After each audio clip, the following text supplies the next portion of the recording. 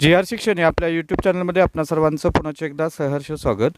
सरकारी कर्मचारी पेन्शनधारकांच्या थकीत वेतनासंदर्भात 7व्या वेतन आयोगाच्या थकबाकी संदर्भात आणि वेतनेतर अनुदानासंदर्भात अतिशय महत्त्वपूर्ण असं परिपत्रक निर्गमित झालेलं आहे। काय आहे हे परिपत्रक आणि या परिपत्रकाचा फायदा सरकारी कर्मचारी पेन्शनधारकांना कसा होणार आहे या संदर्भातील सविस्तर माहिती देणारा हा व्हिडिओ पाहण्यापूर्वी आपणा सर्वांना नेहमीप्रमाणे एकच विनंती, व्हिडिओ शेवटपर्यंत पाहावा आणि आपण जर आमच्या चॅनलवर नवीन असाल तर चॅनलला जरूर सबस्क्राइब करा, समोरील बेल आयकॉनला सुद्धा क्लिक करा जेणेकरून महत्त्वपूर्ण शासन निर्णय, कर्मचारी हिताच्या महत्त्वपूर्ण अपडेट्स आपल्याला आपल्या यूट्यूब चॅनलवर सर्वात अगोदर पाहावयास मिळतील।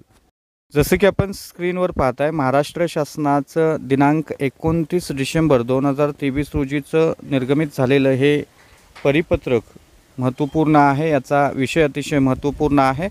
थकीत वेतन व वेतनेतर अनुदानाच्या प्रस्तावासंदर्भातलं हे महत्त्वपूर्ण परिपत्रक आहे।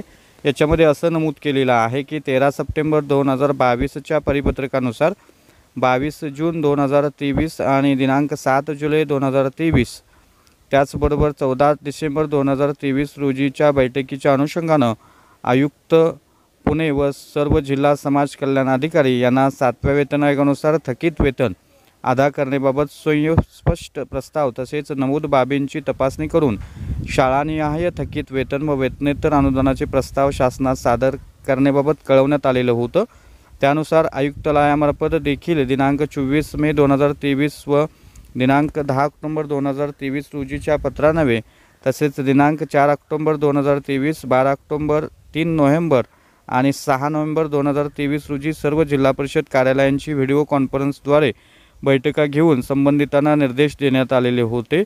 तरीसुद्धा उपरोक्त विषयान्वये मोठ्या प्रमाणात निधी जो आहे तो अखर्चित आहे, निधी उपलब्धता आहे तरीसुद्धा प्रस्ताव सादर झालेले नाहीत। उपरोक्त परिषदान्वये आयुक्त कार्यालय पुणे व जिल्हा कार्यालयाला थकीत वेतन सादर करण्याच्या सूचना देण्यात आलेल्या होत्या।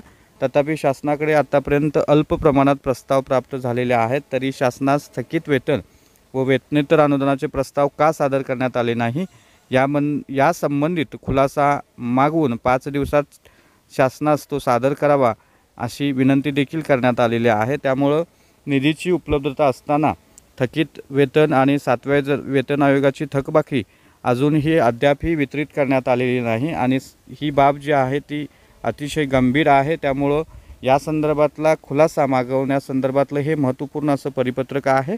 त्यामुळे निश्चितच ज्या कर्मचाऱ्यांना 7व्या वेतन आयोगाचे थकीत हप्ते मिळालेले नाहीत आणि ज्यांचं थकीत वेतन अजूनही देय आहे त्यांच्यासाठी हे पत्र अतिशय महत्त्वपूर्ण असणार आहे। तर ही होती अतिशय महत्त्वपूर्ण बातमी, महत्त्वपूर्ण परिपत्रक। अशाच महत्त्वपूर्ण शासन निर्णयासाठी, रोजच्या महत्त्वपूर्ण अपडेटसाठी चॅनलला जरूर सबस्क्राइब करा, व्हिडिओ आवडल्यास लाईक करा, शेअर करा, आपले काही प्रश्न असतात नक्की कमेंट करा। धन्यवाद।